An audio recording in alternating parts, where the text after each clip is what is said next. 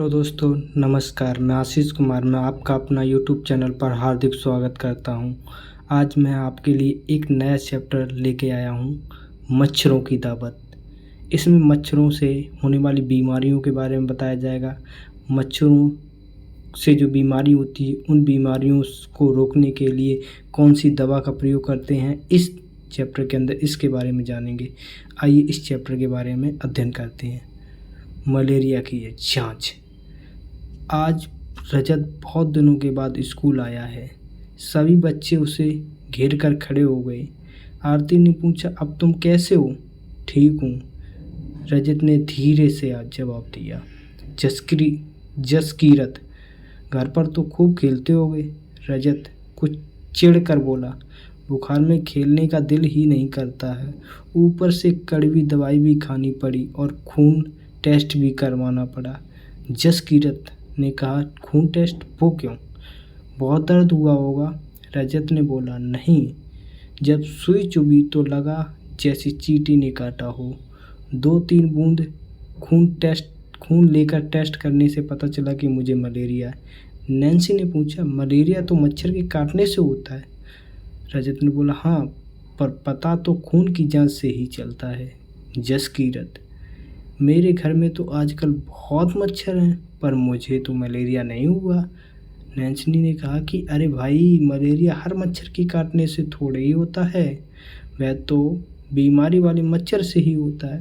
फिर आरती बोली, मुझे तो सारे मच्छर एक जैसे ही लगते हैं। रजत बोला, होते तो अलग अलग होंगे, होते तो अलग अलग ही होंगे। फिर आपको देखो खून की जांच कैसे होती है। इस स्लाइड में एक कांच की स्लाइड दिखाई गई है और इसमें ब्लड निकाला गया है। कांच की स्लाइड पर खून की बूंदें मलेरिया, मादा मच्छर, एनाफ्लीज से फैलता है।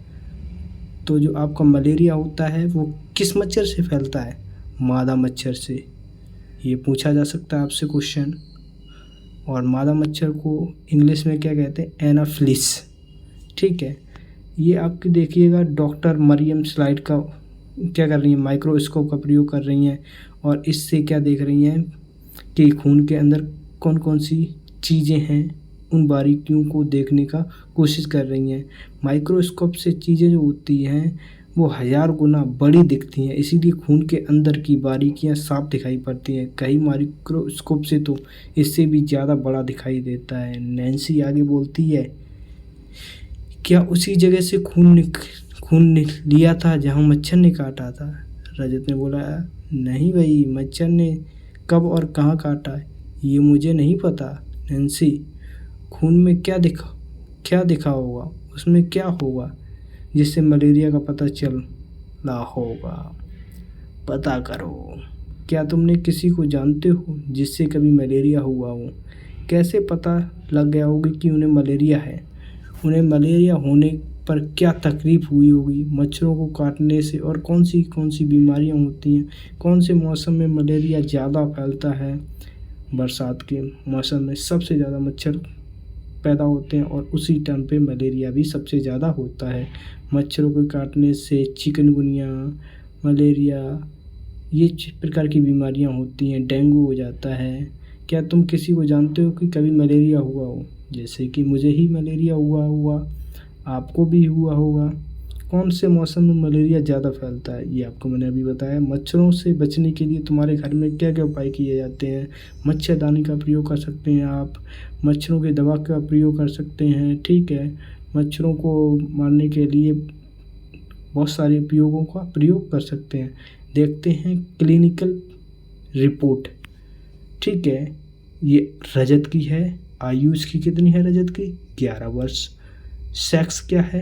पुरुष या स्त्री, ये है मेल। रोग की पहचान की गई है fever with chills and riggers, ठंड लगकर कपकपी के साथ बुखार आया। जब ठंड लगकर कपकपी के साथ बुखार आता है तो कौन सा बुखार आता है? तो हमें मलेरिया होता है। क्या ठंड के, ये क्वेश्चन सीटेट में आया हुआ है, ठंड लगकर कपकपी के साथ बुखार आता है तो हमें कौन सा रोग होता है? मलेरिया रोग होता है। खून में मलेरिया के जीवाणु पाए गए। यहाँ खून की जांच की रिपोर्ट दी गई है। इसमें किन शब्दों से पता चल रहा है कि मरीज को मलेरिया है? तो अभी जैसे कि मैंने बताया कि ठंड लगकर कपकपी के साथ बुखार आता है तो मलेरिया रोग हो जाता है। मलेरिया की दवाई बहुत पुराने समय से सिनकोना पेड़ की छाल से बनाई जाती है। मलेरिया की दवाई किस पेड़ की छाल से बनाई जाती है? ये क्वेश्चन सीटेट के क्वेश्चन आया है। सिनकोना पेड़ की छाल से बनाई जाती है। पहले तो लोग छाल को उबाल कर और छान कर ही इस्तेमाल करते थे, लेकिन अब छाल से दवाई बनाते हैं। अब बात करते हैं एनीमिया क्या है। आरती, खून टेस्ट तो मेरा भी हुआ था सिरिंज से, जिसे हम इंजेक्शन भरकर खून निकाला था। जांच में तो एनीमिया निकला था। रजत बोला, बे वह क्या होता है? आरती ने कहा, डॉक्टर ने कहा कि खून में हीमोग्लोबिन या आयरन की कमी है। डॉक्टर ने ताकत की दवाई दी और बोला कि जब अनीमिया की बीमारी होती है तो उस टाइम पर डॉक्टर ने मुझे गुड़, आंवला और हरी पत्तेदार सब्जियां खाने को बोला, क्योंकि गुड़, आंवला और हरे पत्तेदार सब्जियों में आयरन भरपूर मात्रा में पाया जाता है, जिससे कि क्या होता है, आयरन खून की मात्रा को बढ़ा देता है।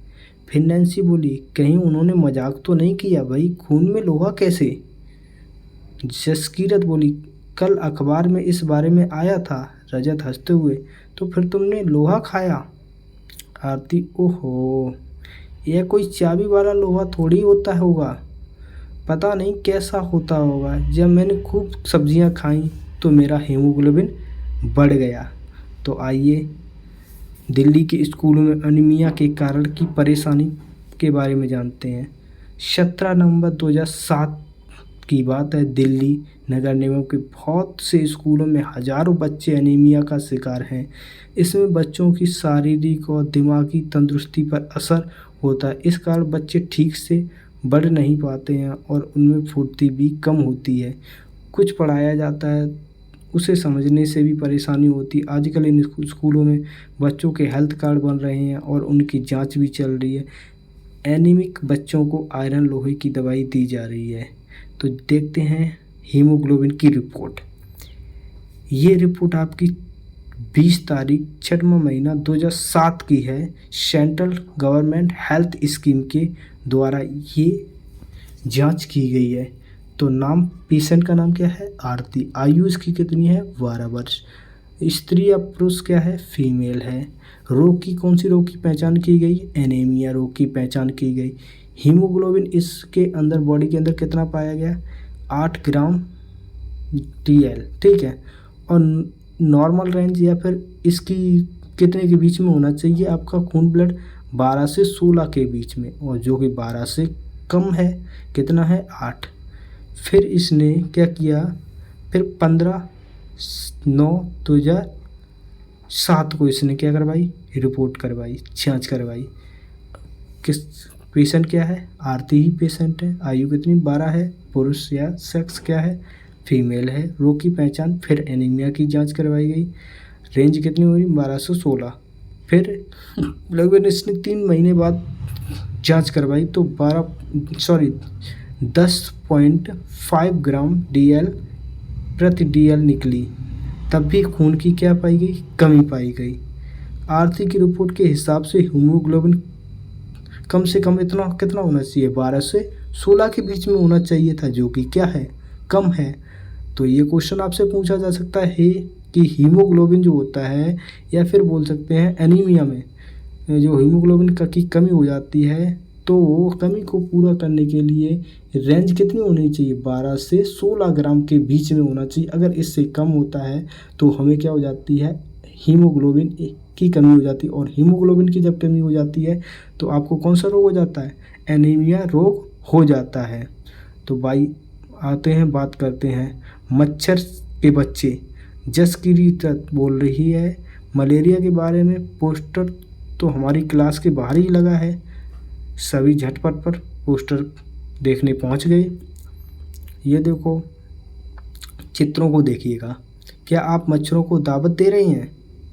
सावधान, मच्छरों से कौन कौन सी बीमारियां होती हैं? मलेरिया होता है, डेंगू होता है, चिकुनगुनिया हो सकता है। कैसे फैलता है इस? आसपास पानी इकट्ठा जमा ना होने दें। अगर पानी इकट्ठा हो गया तो क्या हो जाएगा, ये बीमारियां उत्पन्न हो जाएंगी। गड्ढा को भर दें, अगर गड्ढा कहीं पे क्या है, गड्ढा खुदा हुआ है और उसमें मच्छर बैठे हैं, पानी भरा हुआ है, तो उसको भर दें, उसको मिट्टी से। पानी के बर्तन, टंकी, कूलर को साफ रखें, हर हफ्ते सुखाएं। मच्छरदानी का इस्तेमाल करें। गड्ढों से भरे पानी को मिट्टी का तेल छिड़कें। तो इन प्रयोगों को आप कर सकते हैं और मच्छरों से आप क्या पा सकते हैं, निजात पा सकते हैं। रजत, देखो इस पोस्टर के लार्वे में के बारे में क्या लिखा है, वे क्या होते हैं। नैन्सी बोली, मच्छरों के छोटे बच्चे, ये दिखने में मच्छर जैसे बिल्कुल नहीं होते हैं। आरती बोली, तुमने कहाँ देखे हैं। नैन्सी बोली, हमारे घर के पीछे रखे पुराने घड़े में बहुत दिनों से पानी भरा पड़ा था। उसमें पतले पतले छोटे भूरे रंग के कीड़े तैरते देखकर मैं हैरान रह गई। मम्मी ने बताया कि मच्छर पानी में अंडे देते हैं, उन्हीं से ये निकले हैं, इन्हें लार्वा कहते हैं। तो आपको एक चीज़ और जान सकते हैं कि मच्छर जो होते हैं वो अपने बच्चों को कहाँ पर अंडे देते हैं, ये अंडे पानी के अंदर। जब पानी के अंदर देते हैं तो इनके जो मच्छर के जो बच्चे को क्या बोला जाता है, लार्वा कहते हैं। रजत, फिर तुमने क्या किया। नैन्सी बोली, पापा ने फ़ौरन ही घड़े का पानी फेंक दिया और घड़ा साफ करके सुखाकर उल्टा रख दिया। जसकीरत, मुझे साजिया आंटी ने बताया था कि मक्खियों से भी बीमारी होती है, लेकिन ये कौन सी बीमारी होती है मक्खियों से, पेट की बीमारियां होती हैं। पेट की बीमारी किससे होती है, मक्खियों से। रजत ने बोला, मक्खी तो काटती नहीं है, पर कैसे बीमारी फैलती होगी। आप सोच सकते हैं, क्योंकि मच्छर जो मक्खियाँ होती हैं गंदी जगह पर बैठती हैं और फिर हमारे ऊपर या फिर हमारे किसी भी पकवान पर बैठ जाती हैं और वो हम खा लेते हैं और हमें पेट की बीमारी हो जाती है। आइए बात करते हैं एक और नए चैप्टर, एक और नई चीज़ों के बारे में जानते हैं। मच्छर के पेट की कहानी, वैज्ञानिक की जुबानी। यह मज़ेदार किस्सा है, आज से लगभग 100 साल पहले का है। एक वैज्ञानिक ने यह पता लगाया था कि मलेरिया मच्छर से फैलता है। चलो उनसे ही सुनते हैं कि वे इस बारे में क्या कहते हैं। तो बात करते हैं। मेरे पिता भारतीय थल सेना में जनरल थे। मैंने डॉक्टरी की पढ़ाई की, लेकिन मेरी दिलचस्पी कहानियाँ पढ़ने, कविता लिखने, संगीत और ड्रामे में थी। खाली समय में मैं यही सब किया करता था। उस समय मलेरिया से बहुत जाने जाती थी। वह बीमारी ज़्यादा बारिश और दलदल वाले इलाकों में पाई जाती थी। तो आप समझ सकते हैं कि मलेरिया कहाँ पर ज़्यादा पैदा होता है। बीमारी ये सबसे ज़्यादा बारिश वाले इलाके में या फिर दलदल वाले इलाके में ये बीमारी ज़्यादा पाई जाती है। कुछ लोगों को सोचना था कि गंदगी में कुछ जहरीली गैस होती होंगी जिससे ये बीमारी फैलती है। एक डॉक्टर ने मलेरिया की मरीज के खून में माइक्रोस्कोप से बहुत छोटे छोटे बारीक जीवाणु देखे, लेकिन यह समझ नहीं आ रहा था कि वे जीवाणु खून में कैसे पहुंचते होंगे। मेरे विज्ञान के गुरु ने अंदाज़ा लगाया और कहा, मुझे लगता है कि शायद मलेरिया मच्छर से फैलता है। मुझे लगता है कि शायद मलेरिया किससे फैलता होगा, मच्छर से। इसकी जांच करने के लिए मैं दिन रात मच्छरों के पीछे ही पड़ गया। हम एक एक मच्छर के पीछे बोतल लेकर दौड़ते, फिर मलेरिया के मरीजों को मच्छरदानी में बिठाकर उन मच्छरों को दावत देते। एक मच्छर को अपना खून चुसाने के लिए मरीज को एक आना मिलता था। मुझे सिकंदराबाद के अस्पताल के वे दिन हमेशा याद रहेंगे। मच्छर को काटकर खोलना और उसके पेट के अंदर तक ताक झांक। एक बार मैं भी मलेरिया का शिकार हो गया। माइक्रोस्कोप पर झुझक कर बारीकियां देखते देखते शाम तक आंखें जैसे धुलसा सी जाती थी, गर्दन अलग अकड़ जाती थी। इतनी गर्मी थी फिर भी पंखा नहीं झेल सकते थे क्योंकि हवा के मच्छर उड़ जाते थे। माइक्रोस्कोप में ये सब करने के बावजूद कुछ हाथ नहीं लगा। एक दिन किस्मत मेहरबान हो गई। हमने कुछ मच्छर पकड़े तो देखने में थोड़े अलग थे। इनका रंग भूरा था। तो मलेरिया इसके अंदर बताया जाएगा मलेरिया जो होता है किन मच्छरों से फैलता है। इनका रंग ये मच्छर जो होते हैं इनका रंग कैसा होगा, भूरा, और पंख छींटेदार थे। उनमें से एक मछली के पेट में देखते हुए कुछ काला काला सा दिखा। गौर करने पर पता चला कि वे छोटे जीवाणु बिल्कुल वैसे ही थे जैसे कि हमने मलेरिया के मरीजों को खून में देखे थे। उसी से हमें यह सबूत मिल गया कि मच्छर से ही मलेरिया फैलता है।